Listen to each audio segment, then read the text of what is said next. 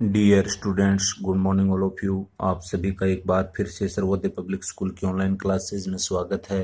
प्यारे बच्चों, अपन आज पढ़ेंगे संयुक्त राष्ट्र संघ के बारे में, जो अपनी 4th यूनिट का सेकंड लेसन है। यूएनओ के सबसे पहले अपन पढ़ेंगे गठन के संबंध में कि यूएनओ का गठन कब हुआ, कैसे हुआ, उसके संबंध में। उससे पहले मैं इसकी प्रारंभिक आपको जानकारी बता देता हूं कि इसका गठन क्यों किया गया, किस उद्देश्य के लिए किया गया था। जैसा कि अपन सब जानते हैं, 1914 से लेकर 1918 के बीच में प्रथम विश्व युद्ध हुआ था। प्रथम विश्व युद्ध यानी फर्स्ट वर्ल्ड वार 1914 से लेकर 1918 के बीच में। और इस विश्व युद्ध के दौरान विश्व के अंदर काफी जनधन की हानि हुई थी, यानी ये एक विध्वंसकारी घटना थी। इस प्रकार की घटना को रोकने के लिए सेकेंड वर्ल्ड वार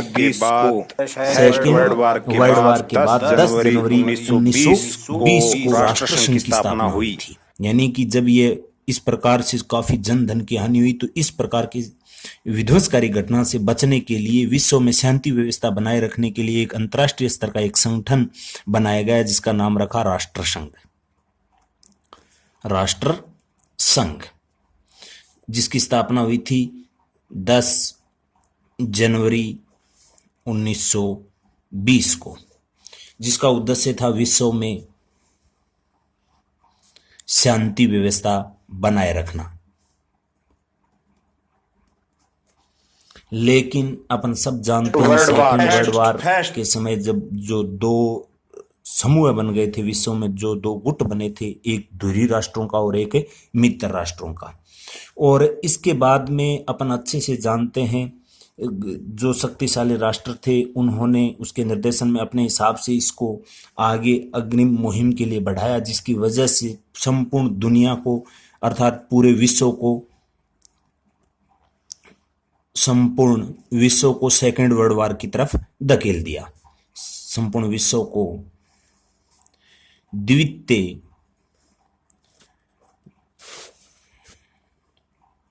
विश्व युद्ध की तरफ धकेल दिया, जो अपन अच्छे से जानते हैं 1939 से लेकर 1945 के मध्य चला था। कहने का भावार्थ ये हुआ कि जो राष्ट्र संघ प्रथम विश्व युद्ध के बाद बनाया गया था विश्व में शांति व्यवस्था स्थापित करने के लिए, वह अपनी मुहिम को अर्थात अपने उद्देश्य को पूर्ण नहीं कर सका। वो अपने उद्देश्य को पूर्ण करने में असफल रहा और पूरी दुनिया है वो सेकेंड वर्ल्ड वार की तरफ चली गई। और सेकेंड वर्ल्ड वार में भी काफी जनधन की हानि हुई थी। इसी से अब एक सबक लेकर एक इस प्रकार के संगठन की आवश्यकता महसूस की गई, ताकि विश्व में इस प्रकार की जो युद्धों के दौरान विध्वंसकारी घटनाएं होती हैं, काफी जनधन की हानि होती है, उससे किस प्रकार से बचा जाए। तो इसी मुहिम के चलते इसके कुछ प्रयास प्रारंभ में ही हो गए थे जब सेकेंड वर्ल्ड वार चल रहा था। तो उसका प्रारंभिक कुछ मैं आपको इतिहास बता देता हूं। तो ये सेकेंड वर्ल्ड वार जिस समय चल रहा था, उसी दौरान विश्व के जो राष्ट्रमंडल के 5 सदस्य थे और यूरोप महाद्वीप के जो 12 लगभग निर्वासित सरकारें थी, उन्होंने 12 जून 1941 को लंदन के अंदर, ब्रिटेन में लंदन के अंदर हस्ताक्षर किए थे एक संधि पर, अंतर मैत्री संधि।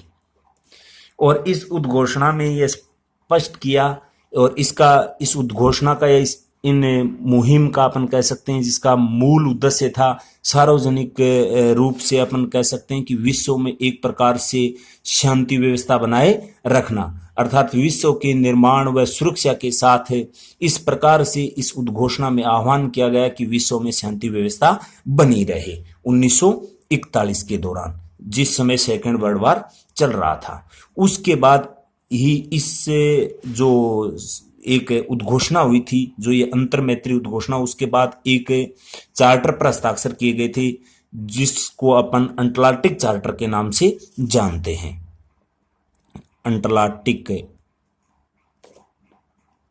चार्टर।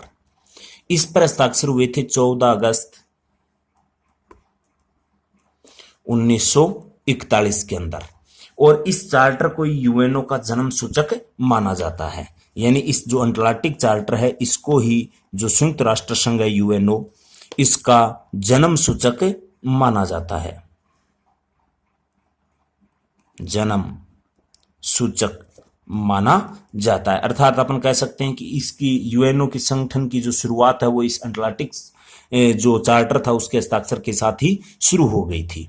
और इस चार्टर में जो ये अटलांटिक चार्टर था उसमें ब्रिटेन का प्रधानमंत्री, ब्रिटेन का पीएम विंस्टन चर्चिल, अमेरिकी राष्ट्रपति,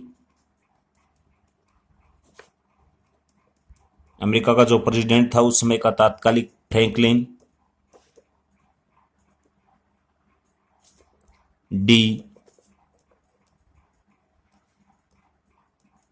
रूजवेल्ट, इनके द्वारा अटलांटिक चार्टर में मौजूद युद्ध पोतों पर जो हस्ताक्षर किए गए। और इस चार्टर में एक ऐसे विश्व की आशा की गई जहां सभी लोग भय मुक्त वातावरण में रह सके तथा निजी एवं आर्थिक सहयोग के मार्ग की खोज कर सके। इनका ये मूल उद्देश्य था। कहने का भावार्थ हुआ विश्व में शांति व्यवस्था बनाए रखना, विश्व में शांति व्यवस्था बनाए रखना और विश्व में एक प्रकार से भय मुक्त वातावरण तैयार करना।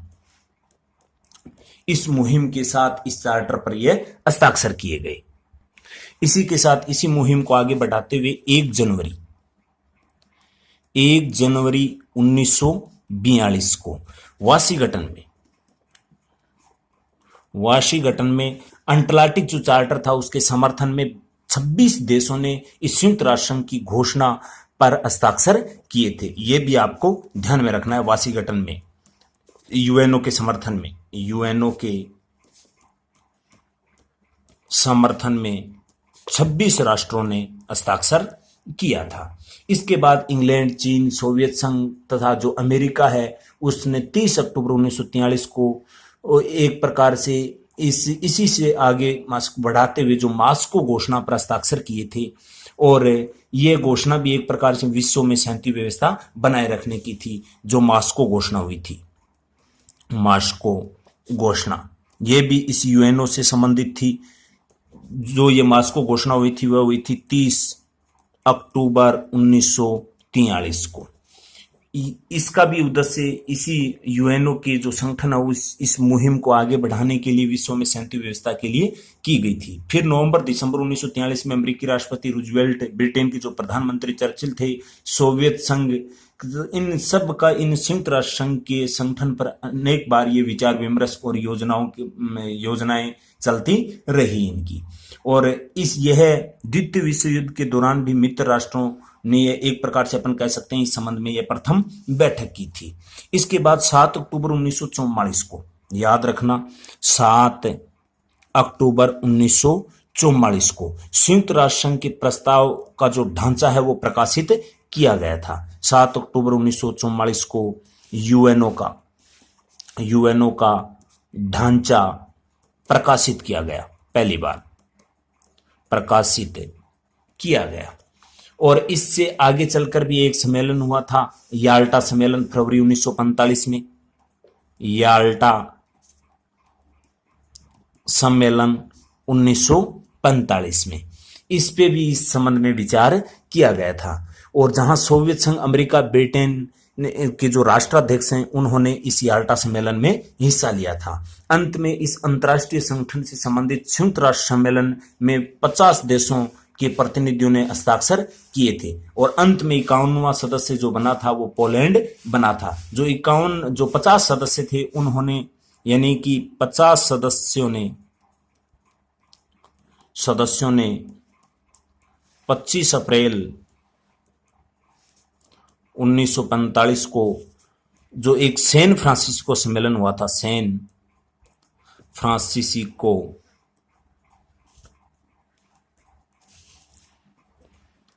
सम्मेलन हुआ उसमें हस्ताक्षर कर दिए और ये सैन फ्रांसिस्को इस संबंध में अर्थात यूएनओ के संगठन से संबंधित ये एक अंतिम सम्मेलन माना जाता है। इसके बाद में अपन कह सकते हैं इसका प्रादुर्भाव दुनिया के सामने हो गया था। अंत में 51वां जो सदस्य बना था, 51वां सदस्य वो बना था पोलैंड। पोलैंड इसका 51वां सदस्य बना और इसी मुहिम के साथ अंततः 24 अक्टूबर 1945 को यूएनओ की स्थापना हो गई। यूएनओ की स्थापना हो गई और इसी के बाद 24 अक्टूबर से प्रति वर्ष संयुक्त राष्ट्र संघ दिवस मनाया जाता है। यानी 24 अक्टूबर को संयुक्त राष्ट्र संघ दिवस मनाया जाता है। संयुक्त राष्ट्र संघ दिवस मनाया जाता है।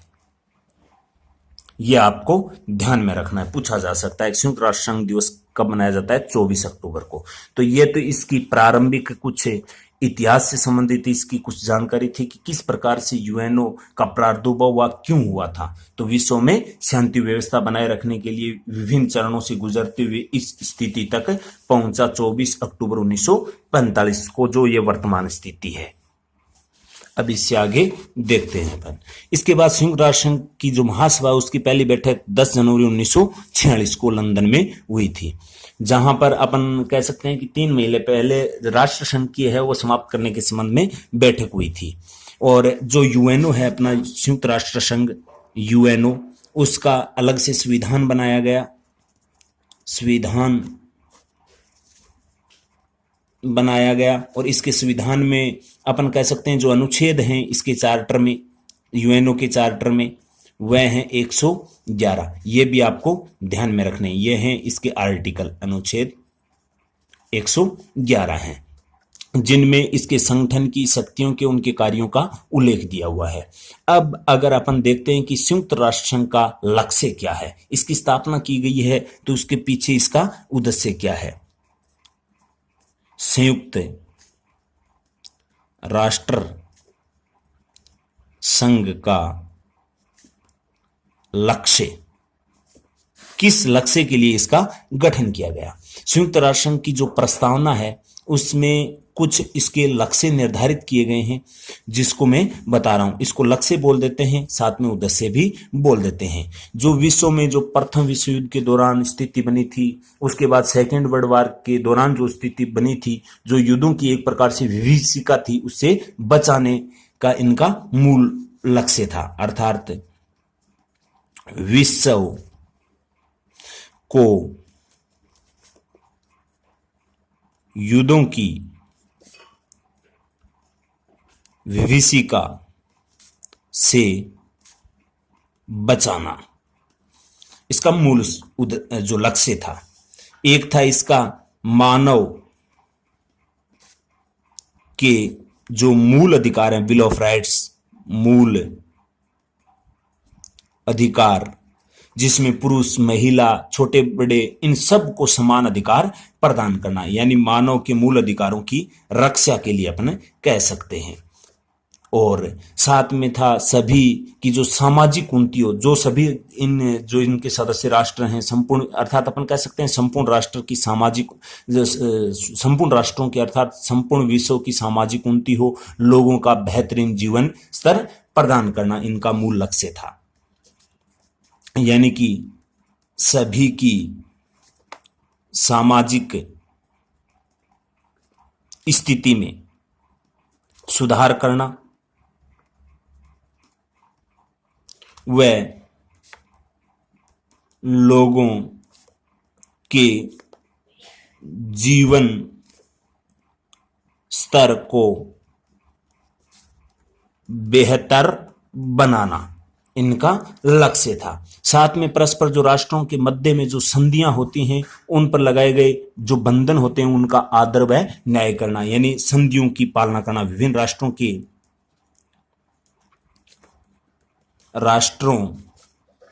के मध्य जो संधियां होती हैं,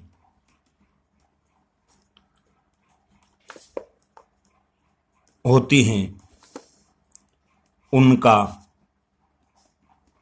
आदर व पालन करवाना इनका मूल लक्ष्य था। इसकी स्थापना का अर्थात यूएनओ की स्थापना के ये मूल लक्ष्य थे। अब इसके साथ साथ में इन्हीं के साथ से जुड़े हुए टॉपिक अपन देख लेते हैं कि इनका उद्देश्य, वैसे तो इनके लक्ष्य में ही उद्देश्य समाहित हैं, लेकिन इसके अगर अपन और बेहतरीन तरीके से देखें तो अंतर्राष्ट्रीय शांति व सुरक्षा बनाए रखना।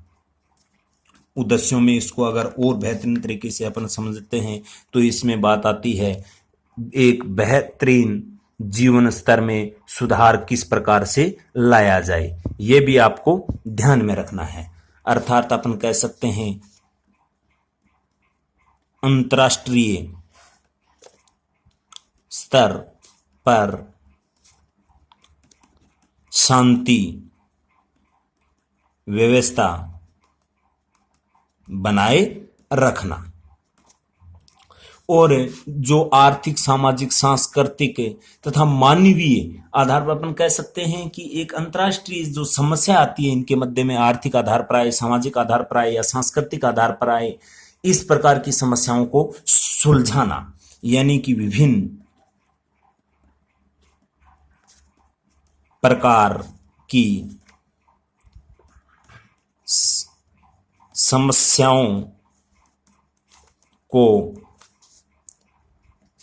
आपसी सहयोग के माध्यम से सुलझाना, यह भी इसका मूल उद्देश्य था। साथ में जो इनके एक अगर अपन अधिकारों की बात करते हैं तो सभी के समान अधिकारों का आदर करना व मित्रतापूर्ण संबंध बनाए रखना, इस प्रकार की मुहिम भी इसके उद्देश्य के अंतर्गत आती है। और इन सभी जो उद्देश्य निर्धारित किए गए हैं उनको किस प्रकार से प्राप्त किया जाए, उनके लिए एक सुव्यवस्थित केंद्र बनाना, ये सब के सब इस संयुक्त राष्ट्र संघ के क्या थे, उद्देश्य कह सकते हैं, लक्ष्य कह सकते हैं।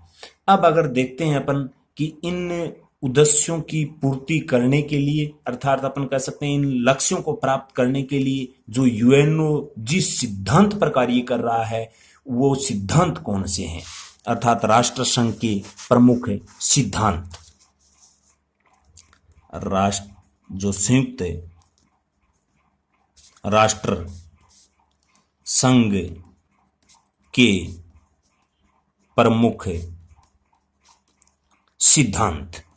सिद्धांत है कि सभी सदस्यों की संप्रभुता का सम्मान हो। इस सिद्धांत पर यह कार्य करता है कि इसके सभी राष्ट्रों, जो सदस्य राष्ट्रों, सभी सदस्य राष्ट्रों की संप्रभुता का सम्मान हो। साथ में इस चार्टर पर लगाए गए जो प्रतिबंध हैं अपनी इच्छा के अनुसार उसका पालन करना होता है, यानी कोई बाध्य नहीं है। इस पे चार्टर में जो भी बातें हैं वो अपनी इच्छा से ईमानदारी के साथ उसकी अनुपालना करे। और साथ में ही जो राज्य इसके सदस्य नहीं हैं वे भी संयुक्त राष्ट्र संघ के सिद्धांत के अनुसार कार्य कर सकते हैं, ये भी इसका एक महत्वपूर्ण सिद्धांत है। अर्थात जो राष्ट्र यूएनओ के सदस्य राष्ट्र नहीं है वह भी इसके जो दिशा निर्देश के अनुसार कार्य कर सकते हैं। और जो भी झगड़े होते हैं इंटरनेशनल स्तर पर उनको एक प्रकार से अपन कह सकते हैं शांतिपूर्ण तरीके से निपटाने के सिद्धांत पर कार्य करता है। अर्थात अपन कह सकते हैं झगड़ों को शांतिपूर्ण तरीके से सुलझाना, शांतिपूर्ण तरीके से सुलझाना, यह भी इसका एक मुख्य सिद्धांत है।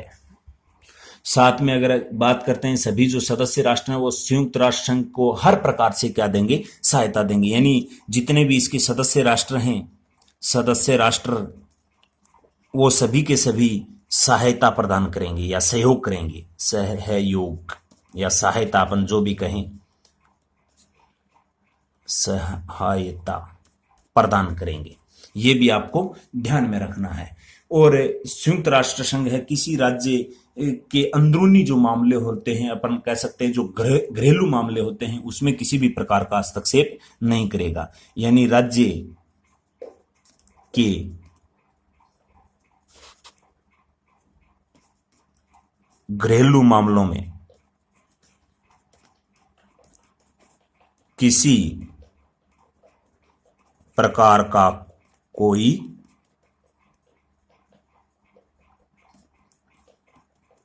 हस्तक्षेप नहीं करना। और राज्यों में जो भूखंडता है उसके विरुद्ध अगर धमकी या बल प्रयोग अगर कोई कर रहा है तो उससे परहेज करना, उस पर कार्रवाई करना। इस प्रकार के सिद्धांतों के आधार पर ये इस यूएनओ ने अपनी मुहिम को आगे बढ़ाने का प्रयास किया है। अब अगर अपन देखते हैं संयुक्त राष्ट्र संघ की सदस्यता के संबंध में, तो अपन अच्छे से जानते हैं इसकी सदस्यता दो प्रकार की होती है। एक तो जो प्रारंभ इसके सदस्य थे 51, वो हो गए जो सैन फ्रांसिस्को सम्मेलन के दौरान हिस्सा लिया था और इस मुहिम से जुड़े थे। उसके बाद में जो दूसरे सदस्य हैं इसमें शामिल होना चाहते हैं, वो या इसके संबंध में एक निश्चित शर्त रखी गई है कि वो शांतिप्रिय राज्य होने चाहिए। संयुक्त राष्ट्र संघ का जो चार्टर है इसका अनुच्छेद में जो उल्लेख दिया हुआ है उनकी बातों को मानने वाला होना चाहिए। तो इसी के साथ अगर अपन कह सकते हैं जो संयुक्त राष्ट्र संघ है वो किसी भी देश की सदस्यता को सुरक्षा परिषद की सिफारिश पर महासभा द्वारा दी जाएगी। ये इंपॉर्टेंट बात है, आपको ध्यान में रखना है। यानी जो इस यूएनओ के चार्टर में विश्वास रखते हैं और सुरक्षा परिषद उसकी सिफारिश कर देती है, सुरक्षा परिषद सिफारिश करती है, तो महासभा द्वारा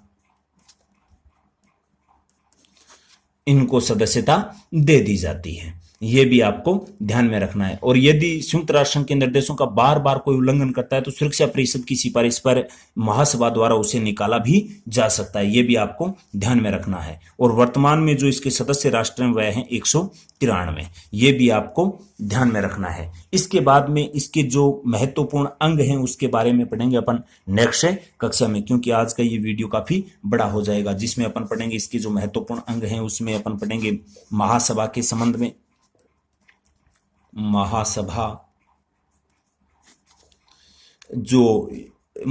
में अपन उसके कार्य शक्ति गठन, महासभा स्तर आदि के बारे में पढ़ेंगे। फिर पढ़ेंगे अपन सुरक्षा परिषद, फिर अपन पढ़ेंगे अंतर्राष्ट्रीय न्यायालय के बारे में,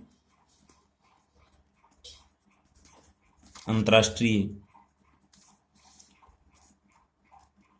न्यायालय के संबंध में, न्याय परिषद के बारे में, आर्थिक एवं सामाजिक परिषद के बारे में, और अंत में पढ़ेंगे सचिवालय के बारे में। इसके संबंध में अपन विस्तार से पढ़ेंगे नेक्स्ट कक्षाओं में। आज के लिए इतना ही, धन्यवाद।